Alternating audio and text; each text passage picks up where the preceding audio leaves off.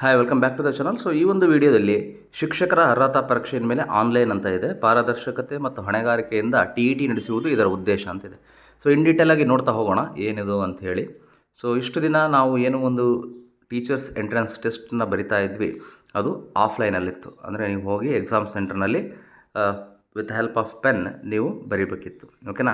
So but ಇನ್ಮೇಲೆ ಏನು ಮಾಡ್ತಾ ಇದ್ದಾರೆ, ಅದು ಬೇಡ ಅಂತ ಹೇಳಿಬಿಟ್ಟು ಆನ್ಲೈನ್ ಮಾಡ್ತಾ ಇದ್ದಾರೆ. ಸೊ ಯಾಕೆಲ್ಲ ಅಂತ ನೋಡ್ತಾ ಹೋಗೋಣ. ಓಕೆ. ಸೊ ಏನಿದು ಇನ್ ಡೀಟೇಲ್ ಅಂದರೆ BEd ಪದವೀಧರರಿಗೆ, ಸೊ ಯಾರೆಲ್ಲ MSc BEd ಮಾಡಿದ್ದೀರಿ, MA BEd ಮಾಡಿದ್ದೀರಿ, ಓಕೆ. ಸೊ ಈ ಥರ BEd ಯಾರ್ಯಾರು ಮಾಡಿದ್ದೀರಿ, ನೆಕ್ಸ್ಟು ನಿಮಗೆ teachers recruitment process call for ಮಾಡಿದಾಗ, ಓಕೆ, ಆವಾಗ ಇದು TET ಕಂಪಲ್ಸರಿ ಬೇಕಾಗಿರುತ್ತೆ. ಹಾಗಾಗಿ ಸೊ ನೀವೇನು ಮಾಡಬೇಕು, ಇವಾಗ ಕಂಪಲ್ಸರಿಯಾಗಿ TETನ ತೊಗೋಬೇಕಾಗುತ್ತೆ. 150 ಮಾರ್ಕ್ಸಿಗೆ ಎಕ್ಸಾಮ್ ಇರುತ್ತೆ, ಕ್ವಾಲಿಫಿಕೇಷನ್ 90 ಮಾರ್ಕ್ಸ್ ಇರುತ್ತೆ, 90 ಬಂದರೆ ಕ್ವಾಲಿಫೈಡ್.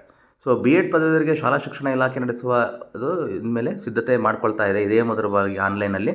ಸೊ ಹಾಗಾಗಿ ಸೊ ಏನು ಹೇಳಿದೆ, ಇದು ಈ ಸಂಬಂಧ ಸರ್ಕಾರ ಹಂತದಲ್ಲಿ ಚರ್ಚೆಯಾಗಿ ಒಪ್ಪಿಗೆಯಾಗಿ ಕೆಲವೇ ದಿನಗಳಲ್ಲಿ ಟೆಂಡರ್ ಕರೆದು ನೆಕ್ಸ್ಟ್ ಬರೋ ಎಕ್ಸಾಮ್ TET ಈಸ್ ಆನ್ಲೈನ್ ಇರುತ್ತೆ. ಓಕೆ. ಬಳಿಕ ಎಲ್ಲ ಪ್ರಕ್ರಿಯೆ ಆಗ್ತವೆ. ಈಗ already railway, banking, DRDO, IAIC ಸೇರಿದಂತೆ ಎಲ್ಲ ಇದು ಆನ್ಲೈನ್ ನಡೀತಾ ಇದ್ದಾವೆ. ಸೊ ರಾಜ್ಯ ಮಟ್ಟದಲ್ಲಿ KEA ಕೂಡ ಆನ್ಲೈನ್ ಪರೀಕ್ಷೆ ನಡೆಸಲು ಆಗ್ತಿದೆ. ಸೊ ಹಾಗಾಗಿ ಇನ್ಮೇಲಿದ್ದ ಎಲ್ಲ ಆನ್ಲೈನ್ ಇರ್ತವೆ. ಯಾಕೆ ಆನ್ಲೈನ್ ಆದರೆ ಏನು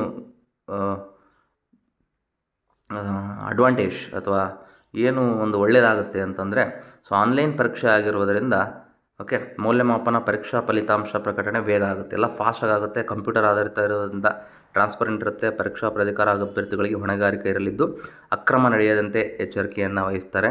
ಸೊ ಹಾಗಾಗಿ ಆನ್ಲೈನ್ ಪರೀಕ್ಷೆಯಲ್ಲಿ ಕಾರಣದಿಂದ ರಾಜ್ಯದ ಜಿಲ್ಲಾ ತಾಲೂಕು ಕೇಂದ್ರಗಳಲ್ಲಿ ಪರೀಕ್ಷೆ ನಡೆಸುವುದು ಇಲಾಖೆಗೆ ಸವಾಲಾಗಿದೆ. ಏಜೆನ್ಸಿಗೆ ನೀಡುವುದರಿಂದ ಏಜೆನ್ಸಿ ಬಗ್ಗೆಯೂ ಎಚ್ಚರಿಕೆ ವಹಿಸಬೇಕಿದೆ. ಆನ್ಲೈನ್ ಮೋಸಗಳು ಹೆಚ್ಚಾಗುತ್ತಿರುವ ಕಾರಣ ಈ ಬಗ್ಗೆಯೂ ನಿಗಾ ಇಡಬೇಕಾಗಿದೆ. ಓಕೆ. ಸೊ ಯೂಶಲಿ ಎಷ್ಟು ಬರೀತಾರೆ ಅನ್ನೋದನ್ನು ಕೂಡ ಅವರು ಡಾಟಾ ಕೊಟ್ಟಿದ್ದಾರೆ. ಸೊ BEd ಪದವಿ, ಓಕೆ. ಸೊ ಪತ್ರಿಕೆ 1 2023ರಲ್ಲಿ 1ರಿಂದ 5ನೇ ತರಗತಿಗೆ 1,27,000 ಬರೆದರೆ, ಪೇಪರ್ 2 ಏನು 6 to 8 ಅಂತ ಕರಿತೀವಿ, 1,74,000 ಪರೀಕ್ಷೆಗೆ ಹಾಜರಾಗಿರ್ತಾರೆ. ಸೊ 2024ರಲ್ಲಿ ಎರಡೂ ಪತ್ರಿಕೆಗಳಿಂದ 2,70,000 ಜನ ಅಪಿಯರ್ ಆಗಿರ್ತಾರೆ, ರಿಜಿಸ್ಟರ್ ಮಾಡ್ಕೊಂಡಿರ್ತಾರೆ. 2,45 ಅಪ್ರಾಕ್ಸಿಮೇಟ್ಲಿ 2,50,000 ಜನ ಎಕ್ಸಾಮ್ ಬರೆದಿರ್ತಾರೆ. ಸೊ ಪ್ರತಿ ಸರಿ ಏನಾಗುತ್ತೆ, 2.5 ಲಕ್ಷದಿಂದ 3 ಲಕ್ಷ ಅಭ್ಯರ್ಥಿಗಳು ಇದನ್ನು ಬರೆಯೋದ್ರಿಂದ, ಸೊ ಹೆಚ್ಚಿನ ಮಟ್ಟದಲ್ಲಿ ಇದನ್ನು ಮಾಡಬೇಕಾಗಿರೋದ್ರಿಂದ, ಓಕೆ. ಸೊ ಹಾಗಾಗಿ ಆನ್ಲೈನ್ ಅನ್ನು ಅಪ್ರೋಚ್ ಆಗ್ತಾ ಇದ್ದಾರೆ. ಸೊ ಇದು ಸದ್ಯದ ಲೇಟೆಸ್ಟ್ ಅಪ್ಡೇಟ್ ಆಗಿರುತ್ತೆ about TET, okay, teacher entrance test. So ಇದನ್ನು ನಾವು ಯಾವುದೆಲ್ಲ ಒಂದು ಸರ್ಕಾರಿ ಹುದ್ದೆಗೆ TET ಕಂಪಲ್ಸರಿ ಅಂತ ಏನು ಕರಿತೀವಿ, ಯಾರೆಲ್ಲ BEd ಮಾಡಿರ್ತಾರೆ, ಸೊ ಅವರು ಇದನ್ನು ಕಂಪಲ್ಸರಿಯಾಗಿ ಮಾಡಿಕೊಳ್ಳಬೇಕಾಗುತ್ತೆ ಮುಂದಿನ ಪ್ರೊಸೆಸ್ಸಿಗೆ ಹೋಗಬೇಕಂದ್ರೆ CETಗೆ. ಸೊ ಎಲ್ಲ TET ಎಕ್ಸಾಮ್ಸ್ಗಳನ್ನ ಬರೀರಿ, ಕ್ವಾಲಿಫೈ ಆಗಿರಿ ಅಂತ ಹೇಳ್ತಾ, ಸೊ ಇದರಲ್ಲಿ ಕೂಡ ಮಾರ್ಕ್ಸ್ ಹೆಚ್ಚಿಗೆ ತೊಗೊಳೋದು ಭಾಳ ಇಂಪಾರ್ಟೆಂಟ್ ಆಗಿರುತ್ತೆ. ಹಾಗಾಗಿ ಸೊ ನೀವೇನು ಡಿಗ್ರಿ, ಫಾರ್ ಎಕ್ಸಾಂಪಲ್ BSc ಮಾಡಿದರೆ BSc, BEd ಮಾಡಿದರೆ BEd, ಅದರದಾದಮೇಲೆ TET, ಅದಾದಮೇಲೆ CET, ಈ 4ದು ಇಷ್ಟಿಷ್ಟು ಪರ್ಸಂಟೇಜ್ ಅಂತ ತೊಗೊತಾರೆ. ಹಾಗಾಗಿ TET ಪರ್ಸಂಟೇಜ್ ಇಂಪಾರ್ಟೆಂಟ್ ಆಗಿರುತ್ತೆ. ಸೊ ನಿಮಗೆ ನಾನು ಆಗಲೇ ಹೇಳಿದಿರೋ ಹಾಗೆ 90 ಮಾರ್ಕ್ಸನ್ನ ತೆಗಿಬೇಕು 150ಕ್ಕೆ. ಸೊ ನೀವು 90 ತೆಗೆದು ಎಲಿಜಿಬಲ್ ಆದರೆ ನೆಕ್ಸ್ಟ್ ಸರಿ ಕೂಡ ಬರೆದು ನೀವು ಅದನ್ನು 100 ಮಾಡ್ಕೋಬೋದು, 150ವರೆಗೂ ಎಷ್ಟಾದರೂ ಮಾಡ್ಕೋಬಹುದು. ಆ್ಯಂಡ್ ಇದು ಲೈಫ್ ಟೈಮ್ ವ್ಯಾಲಿಡಿಟಿ ಸರ್ಟಿಫಿಕೇಟ್ ಆಗಿರುತ್ತೆ.